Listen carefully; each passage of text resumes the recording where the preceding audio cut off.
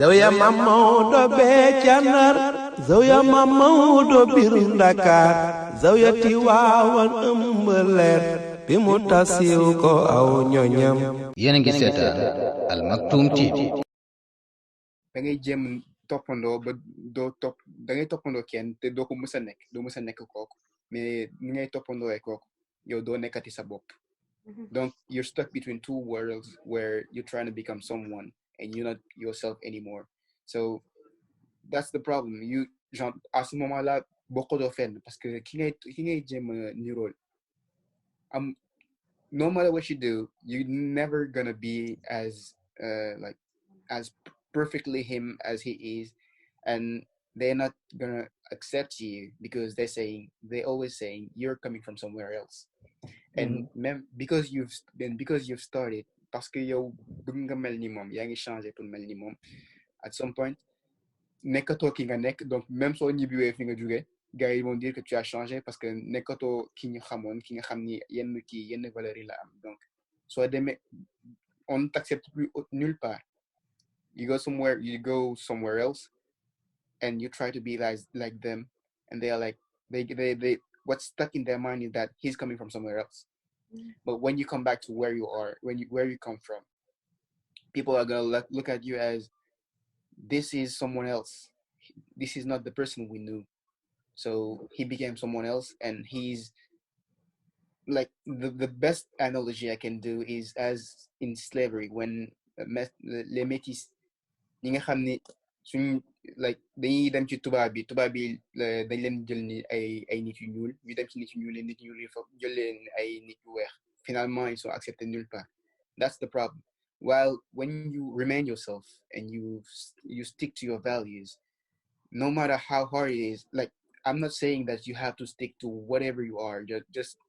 refuse to change, to adapt. But the thing is, there are some basic things that you have to keep for yourself.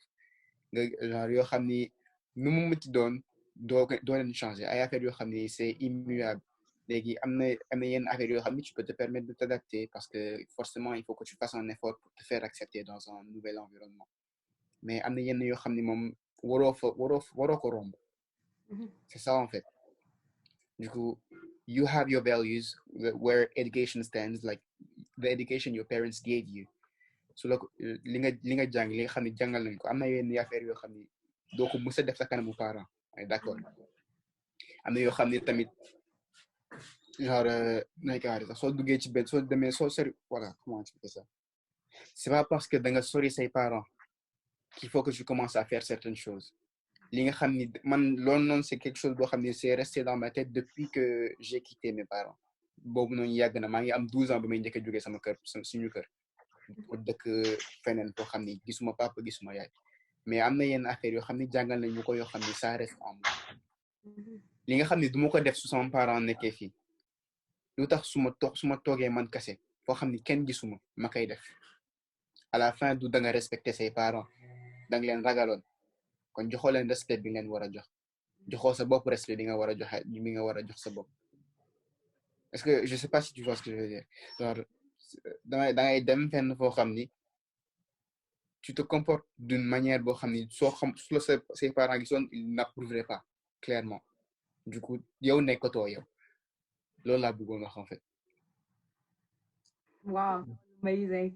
Basically referring to holding to your dignity, basically. Soxlawul nit nekk foofu noonu pour nga xam what's right or what's wrong. You already know it's a moral that's inside of you. Right? Keep it no matter what, whether someone is watching or not. I'm solo la sa te yaa ngi mention comme ça mooy parents yi nga nekk foofu noonu nekkoo sa parent léegi yow taxul nga ñàkk hold on to your values nga téye xam sa bopp xam koo doon sa papa wa yaay bu fa nekkul yëpp léegi may laaj Khalifa comme que yow sa yaay yaa ngi papa moo ngi fi mais sa yaay nekku fi how is comme ça seen relationship ak sa parents yi how important it is knowing that we talk about social norms ak yooyu léegi xam xool bu ñu xoolee tey bu ñu nekk ay parents presque mën nañoo wax ne fu ñu leen teg nekkul lu bari wala teguñ leen fu kawe léegi relation yooyu noonu do you ever feel like you into that with your parents or something? Yeah, jërëjëf Fatou, thank you for the questions. Di félicité bu baax tamit si Mohamed fi li nga xam ne su la ñu ne ko indi na ko fii te mu daanaka man daanaka daf mu mel ne dafa mel ne wax ji man maa ko moom parce que dama ko I feel myself in it comme ni ko waxee noonu gis nga loolu la ñuy wax tumuranke mooy tumuranke tamit teewul boo fi nga boo tumuranke ba teewul ne sa tumuranke bi da la war a delloowaat nga nekk beneen tumuranke mais dafay nekk loo xam ne si moo lay gën a jox motivation pour xam yaay kan parce que déjà am na lu ñu def si yow loolu li nga wax noonu Mohamed macha allah Mohamed Lal Bachir au contraire man leneen li la parce que man moom dama génnoon ba nga xam ne bi ma am 7 ans noonu boobu laa génn dem daara ba maa ngi ñëwaat ay côté bi may am 11 ans 12 ans noonu so mais teewul ne boo nekkee si daara yi noonu foofu ñoom daanaka ñoom ñooy say parents foofu noonu parce que ñoom ñoo lay defal formation éducation jàngal la tarbiya moom mooy éducation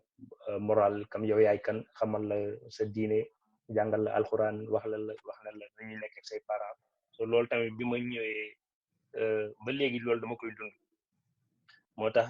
des fois toog ba mu yàgg xëy na ñoom duñu xam yow yaay kan mais ndakate yow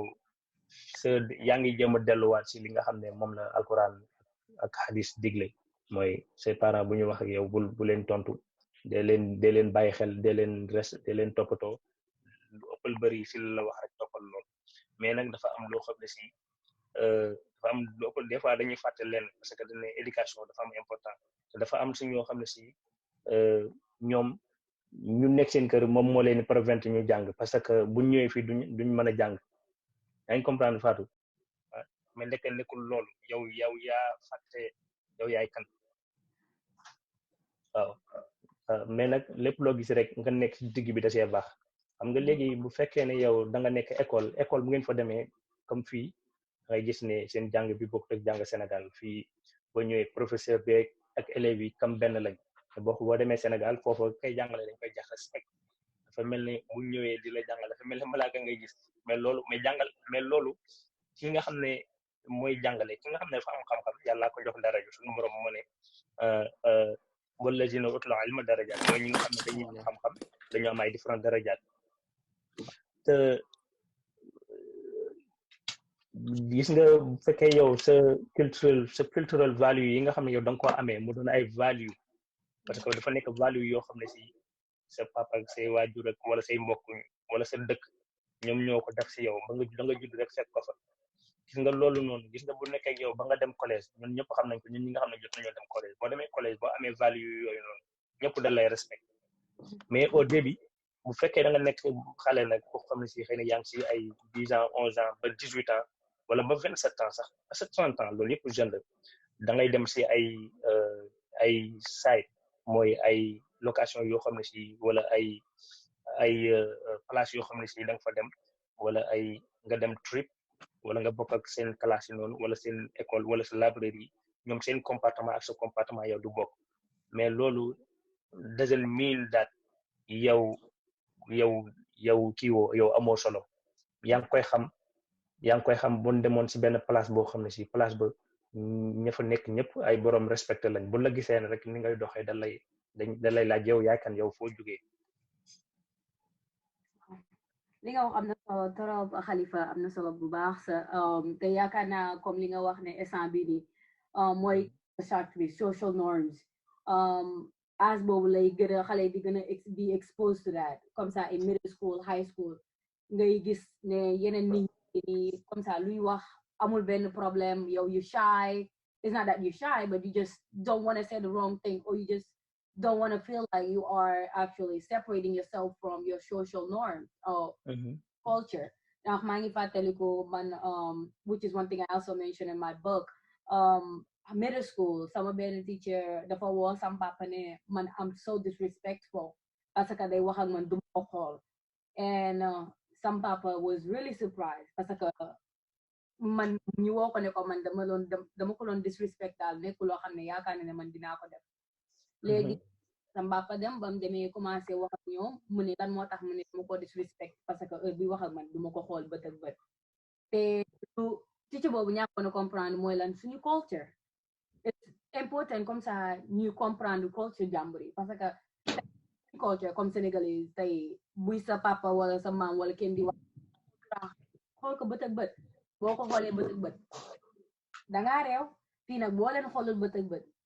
dangaa réew léegi culture shocks yooyu noonu wala culture differences yooyu noonu it's really important that comme ça youth yu mel ni ñun wala ñu gën a nekk xale ñu comprendre ne dinañ dem ci loolu noonu mooy comme li nga wax we just have to understand that we're gonna have to go through it but then lan moo ñu ciy génne mooy ñu remain strong pexe ba nga xam ne tey buñ ci génnee dañ xam ne ok lii def nañ ko de mais defuñ ko parce que dañoo réew dañ ko def parce que société bi ñu nekk norme yi laajte mais jotee wu dara ne bu ñu waatee suñ société bu ñu kenn xamal ne ñun ñi dund dañ lii feenee mais boo xoolee gis nga Fatou dafa am yenn yoo xam ne si tamit adaptation da si bokk adaptation gis nga comme li nga wax noonu mooy buñ dee wax ak yow nga nekk xale ni kiy wax ak yow daanaka doo ko xool bët ak bët mais loolu comme si boo xoolee monde bi daanaka ñëpp dañ ci am problème yooyu noonu mooy léegi te bu fekkee da nga dem si monde professionnel boo demee si professionnalisme par exemple si job site yi wala si workforce bi da ngay gis ne fekkee yow dafa am loo xam ne si commencé woon di changer sa bopp mooy eye contact boo ko amul léegi daanaka doo dem dafa nekk loo xam si barrière dafa am solo gis nga nekkul ne bu kenn lay wax ak yow da nga koy xool direct mais boo xool bu fekkee da nga dem si ñi nga xam ne dañ lay jàngal de leadership development bu fekkee mas nga dem da ngay gis ne des fois ñoom am na kii ñuy def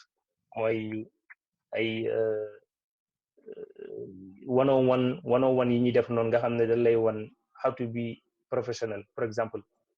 bu kenn di wax ak yow wala boo dee wax ak kenn war nga ko xool lu tolloog 4 secondes doo ko tegaat sa bët feneen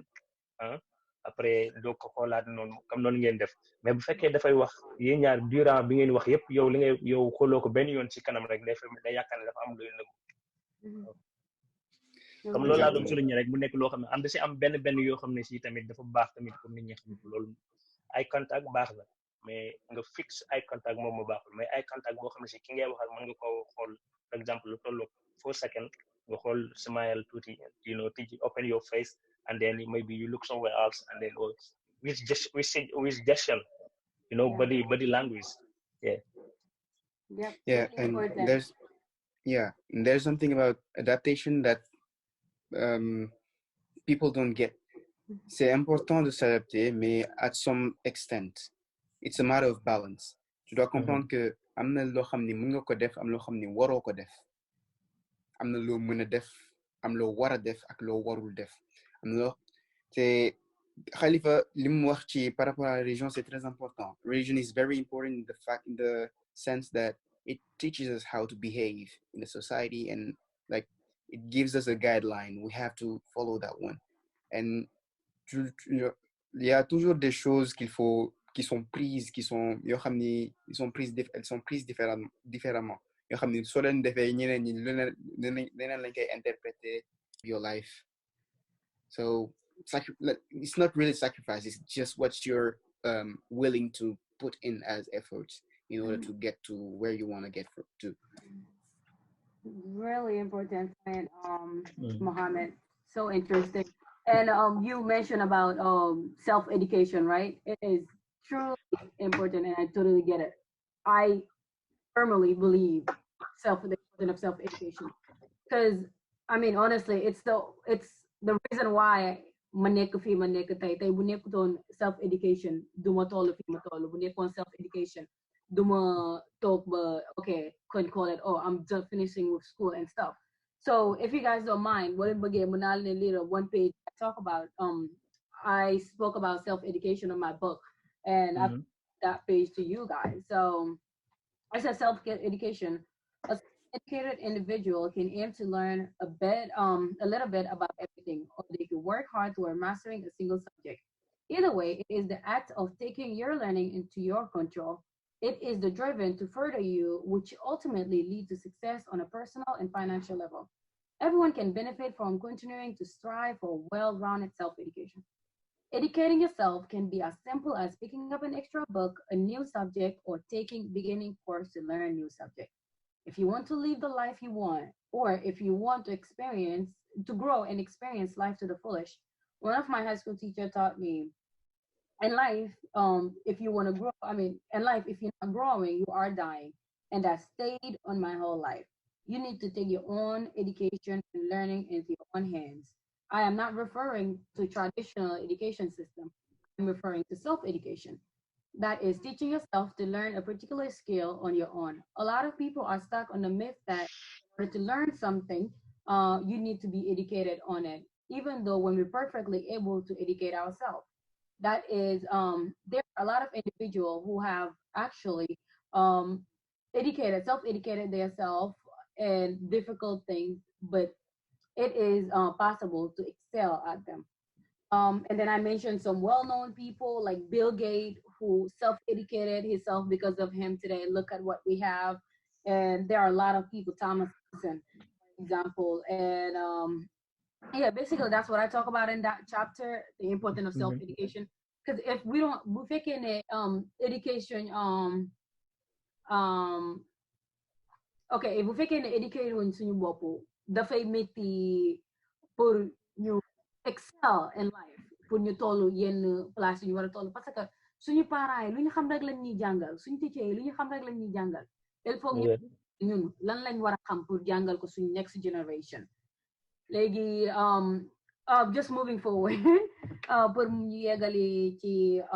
question yi ma war a laaj léegi Khalifa. You are imam, right? I know I'm assistant, so I try to lead the Trawiyah during the Ramadan, but I'm not an imam yet. Just accept it. We'll call you imam today then. So knowing that there's a lot of stigma or stereotypes comme ça bu ñu faire alquran da ngay dégg nit ñi naan alquran dafa fiir mënoo koo boole ak beneen jàng wala mënoo koo boole te yow xam naa ne you master the Quran léegi bëggoon rek nga wax ak ñun ci côté boobu noonu ndax alquran bi am na dara lum arrêté ci sa jàng wala am na dara lum la yàqal ci àdduna ak yan côté ci boppam la jàppale like comme ça mooy nooy gisee àdduna bi tey jii nii boo xoolee lii what someone else who have no idea what the Quran says will view it in the way that nga xam ne yow moom nga koy viewee. It's two different things. Léegi we want you to talk about those kind of stuff. Waaw Fatou jërëjëf question bi ma laaj moom alxuraan boo ko tuddee rek sànq dafa mel sama yaram bi yëpp moo koy sant parce que dafa nekk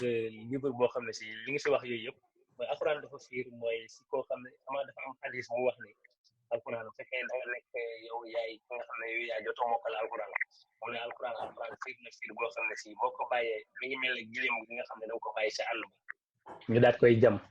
ni muy dawee noonu ni muy rëccee mooy kenn du ko jàppaat comme kéwél sax la wax kéwél bi buñ ko jamee ni muy dawee noonu kenn du ko jàppaat mu ne alxuraan boo xam si nekkoo di ko jàng so bu ñu waxee ne dafa fiir loolu lañ ci bëgg a wax mais boo xoolee suñu borom dafa wax ne alxuraan moom mooy umul kitaab mooy façon xam-xam comme ni nga ko waxee mooy self taught bi nga doon wax bi nga doon expliquer léegi nii mooy self teaching yourself moom la ñuy wax self lu terme bi sax self taught self taught léegi alxuraan dafa nekk source mooy information moom lay bokk na si turam yi moom mooy téere bi nga xam ne moom mooy zikra moom mooy another way in English is source mooy foo xam ne si for example the web bi wala dark web is a source léegi boo fa demee lu nekk nga fay mën a am waaw so léegi dañu wax ne xëy na dañuy bañ nga nekk fa nga def foofu temps bu bëri nekk di ko jàng mais alxuraan dafa nekk loo xam si yow lépp loo si gën a dem di ko gën a jàng yaay gën a bénéfice te amul benn stéréotype parce que yow miy jàng alxuraan daanaka yow yaay gën a xam adduna ki nga xam ne jàngul alxuraan lu bëri wala ki nga xam ne daanaka mu ci tijjee alxuraan for exemple alxuraan mi ngi lay wax ne na nga jàng alxuraan mu ne na nga respecté waajur alxuraan mu ne na nga wut xam-xam alxuraan mu ne na nga fonk sa temps parce que temps is limite alxuraan mu ne na nga joxe zakat alxuraan mu ne na nga ku la tooñ na nga ko baal alxuraan mu ne lépp loolu how to get married and what kind of people to get married with alxuraan mu ne sa ndaw naka nga ko war a def bi nga nekkee sa digg doole lan nga war a def boo demee ba nekk mag naka nga war a def léegi yow léegi information yëpp yow boo ko amee te chaque temps from time to time alxuraan mi ngi lay répété mi ngi lay fàttali tam boo day déglu Cheikh Ahmed Tidiane si Al Maktoum nga xam ne moom lañ tuddee tey télé bi nii di turandoo tonto Cheikh Dieng bu ndee seetaan YouTube man nga xam ne dama ko fonk ndax alxuraan buñ ko bëggee man bu ma ko bëggee dëgg damay dem seetaan vidéo moom seetaan la 5 minutes rek daanaka doy na ma si journée bi yëpp pour mu fàttali da ngay gis ne dafa may jox beneen positive énergie boo xam ne si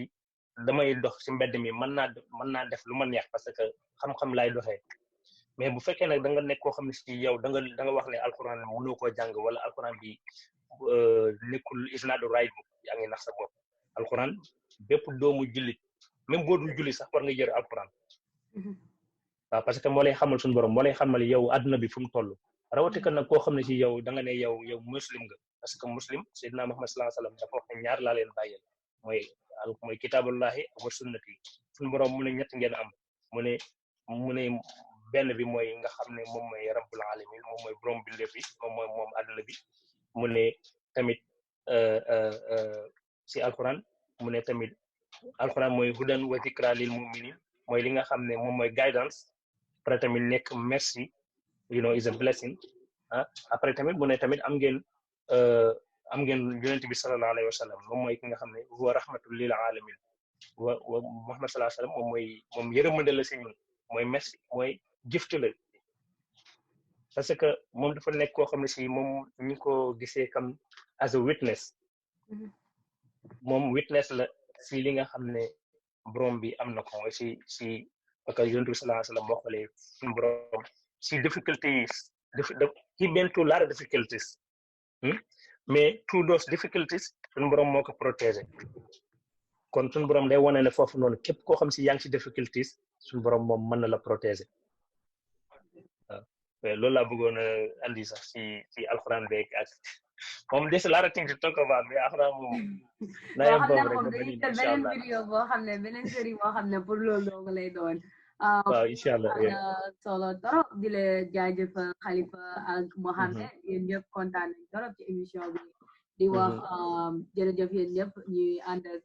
Al Maktoum TV New York di nuyuwaat tamit di wax jaajëfal directeur général Cheikh Dieng ak programme directeur Abdaziz Ba di leen jaajëfal yéen ñëpp di leen xaar ci beneen émission.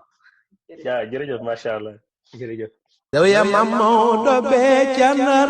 Zawya Mamawdo bir Dakar Zawya Tiwaawan ëmb leer bi mu tasiw ko aw ñoñam yéen a ngi seetaan